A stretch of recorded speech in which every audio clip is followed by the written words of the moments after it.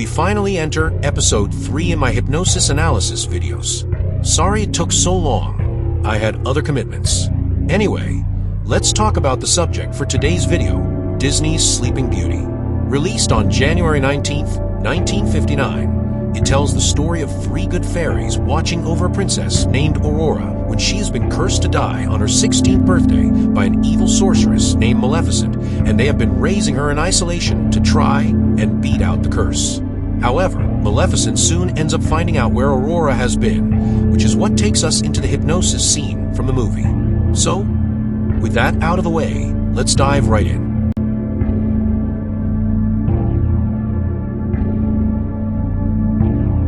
Now, as always, I must give out some context on what leads up to the scene where the person of interest in these videos get hypnotized.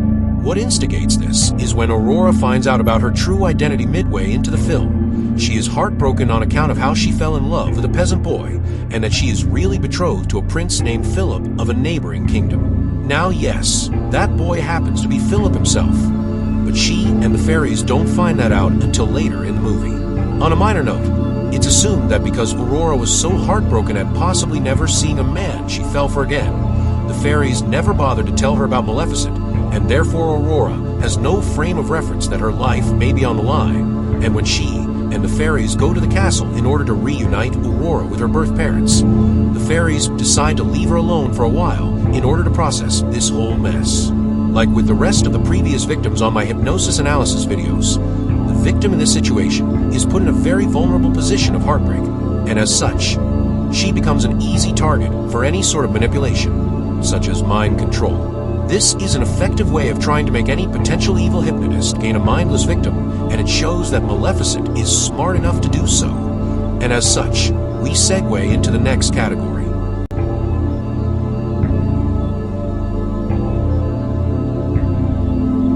Now, I might as well mention the big elephant in the room in regards to this adaptation of Sleeping Beauty, and that's how this scene is the most talked about sequence in the film. Seriously, a majority of people have gone on record saying that Aurora getting hypnotized is a scene that they remember a lot, maybe even more than the scene where Maleficent turns into a dragon. Anyway, getting into the scene itself, it definitely solidifies the title of the movie in what the princess is doing in it, since, as established before, Aurora is left to her own devices in order to make sense of the news that she is a betrothed princess and cannot see a boy she met and fell for.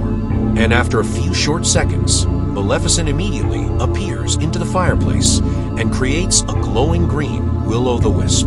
For those not in the know, wisps are seen in many folklores as a means of luring someone to either a good thing or a bad thing, and in this case, it's a bad thing. Aurora feels the presence of this and raises herself up from her devastation to look at the wisp, and she immediately falls under the hypnosis. What's worth mentioning in this scene is that the music seems to be calling out to her by name. What I feel like I should also mention is that Aurora's eyes vaguely have a green shade in them, most likely to emphasize her hypnosis. But if you don't have any eagle eyes, you might as well have to make do with the zombified look she is given. Though I feel like if the filmmakers probably should have had her eye pupils shrunk if their viewers won't notice the green inside the eyes. To end things off here, this is a decent hypnosis scene, but could have been done a bit better.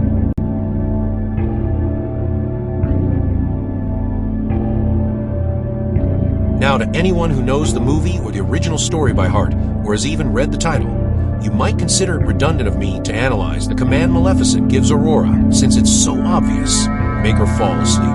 But here's the thing, Maleficent already cursed Aurora to die at the start of the movie when she turned 16 by pricking her finger on a spinning wheel, and Merryweather commuted that curse for Aurora to just simply fall asleep.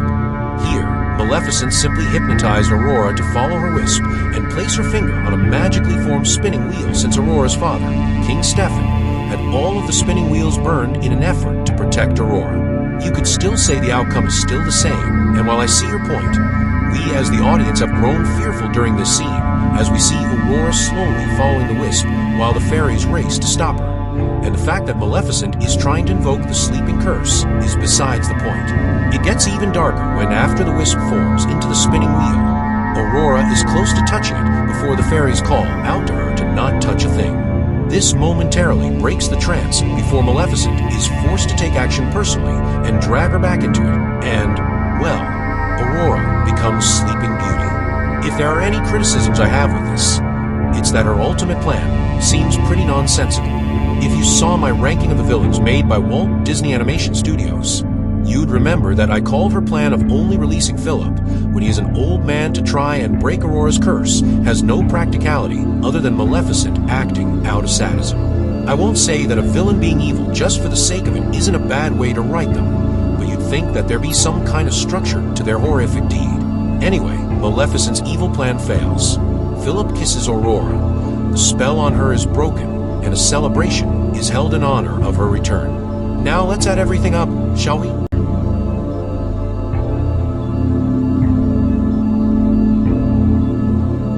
Good setup to the victim getting hypnotized, but is somewhat contrived execution-wise. 9 out of 10. Great use of hypnosis and the atmosphere surrounding it, but the hypnotized victim's face could have been done a bit better. 8 out of 10. A complex way of using a standard hypnosis command, but the entire scope that it's a part of is entirely senseless. 6 out of 10. And with that, I am giving Aurora getting hypnotized a 7 out of 10. Thank you all for watching. I'm Shane Vance, and I'll see you later.